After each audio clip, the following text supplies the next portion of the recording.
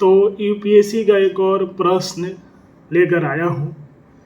मैं एक बात सोच रहा था, यदि वीडियो देख ले तो ठीक है, कि जिस तरह रेलवे के लिए रेलवे का फॉर्म निकलता है, एसएससी के लिए फॉर्म निकलता है, यूपीएससी के लिए फॉर्म निकलता है। फॉर्म जब निकलता है तो जिसे मन वो भर के जो है जॉब ले सकता है।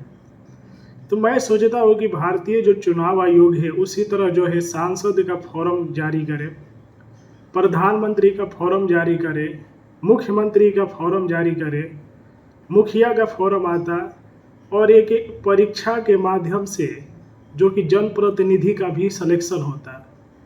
अब निर्वाचन आयोग या चुनाव आयोग इस पूछेंगे कि इसके फ़ायदा यही है कि क्राइम रुक सकता है। जो क्राइम आजकल हो रहे हैं, कहीं ना कहीं नेताजी लोग भी डरे हुए हैं, तो ये रुक सकता है। यदि आप लोग इस विचार से प्रभावित है तो चुनाव आयोग के पास रिपोर्ट करें और उनके पास यह सजेशन पहुंचाने की कोशिश करें।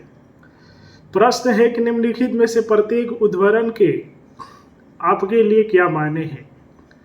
एक अपरिचित जीवन जीने के लिए लायक नहीं है।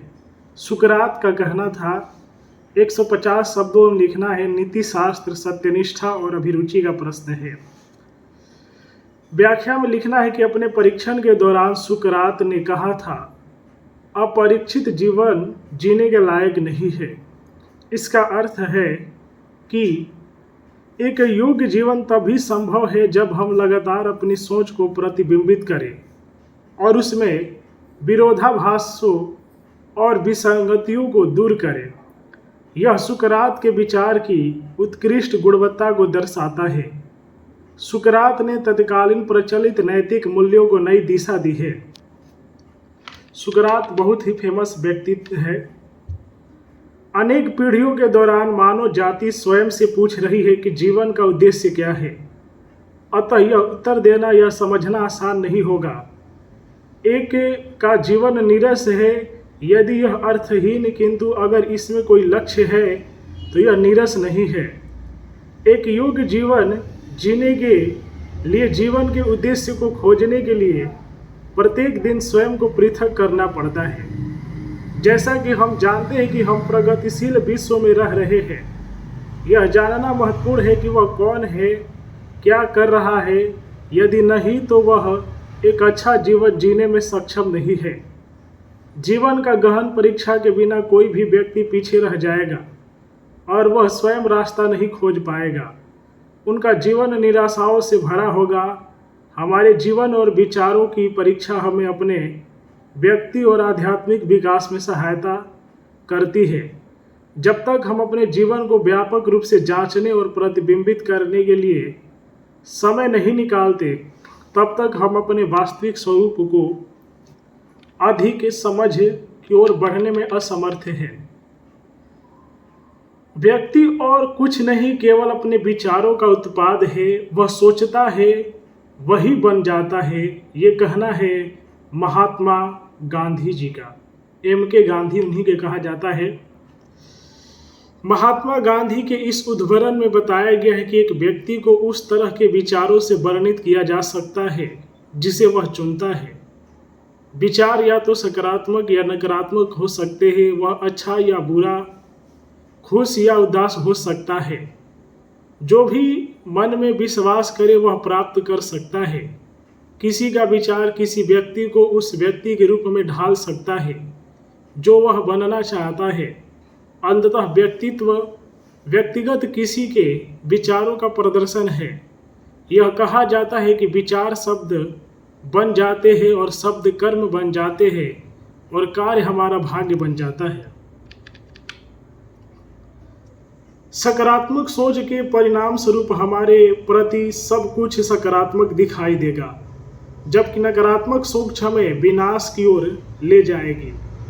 सकारात्मक विचारों में कार्य करना सत्य को सशक्त बनाता है और नकारात्मक विचारों में कार्य करने से झूठ और भ्रम बढ़ता है।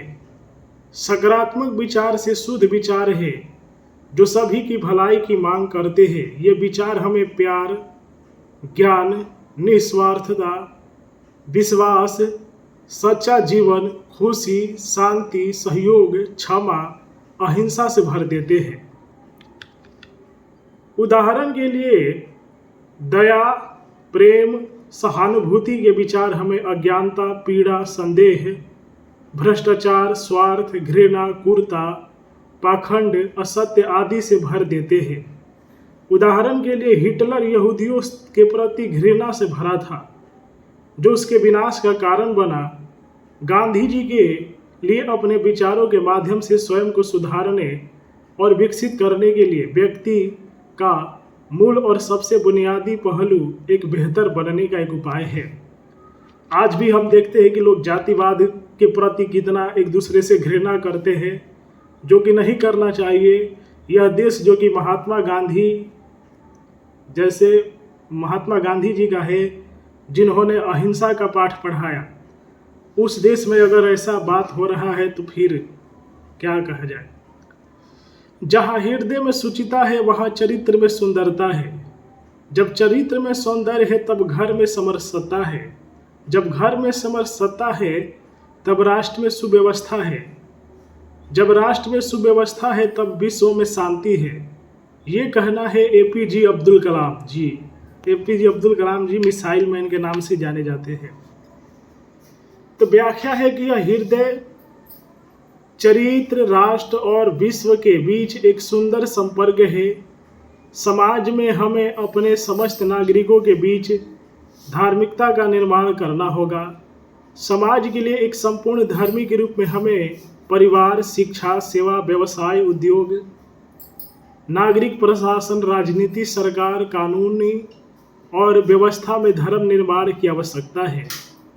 यह व्यक्ति में नैतिक मानकों का निर्माण करता है। यह इस उदाहरण का केंद्रीय विचार है। एक राष्ट्र के लोगों को अपने सभी कार्यों में नैतिकता को प्रतिबिंबित करने के लिए समाज में नैतिकता को बढ़ावा देना होगा और एक मजबूत मूल्य प्रणाली का पालन करना होगा।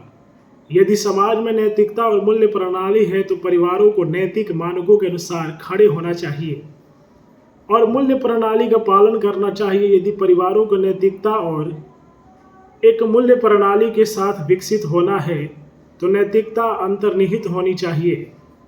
सामंजस्यपूर्ण परिवार शांतिपूर्ण समाज बनाते हैं, राष्ट्रों को नागरिक विश्व के लोगों को बनाते हैं।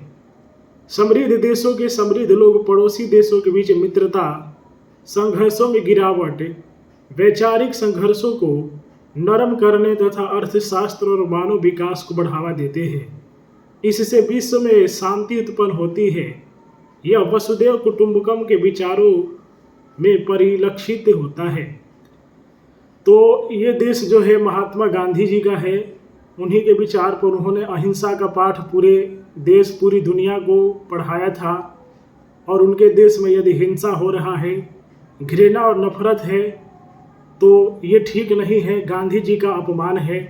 बाकी आप लोग वीडियो को लाइक कीजिए, शेयर कीजिए यूपीएससी के प्रश्न देखने के लिए।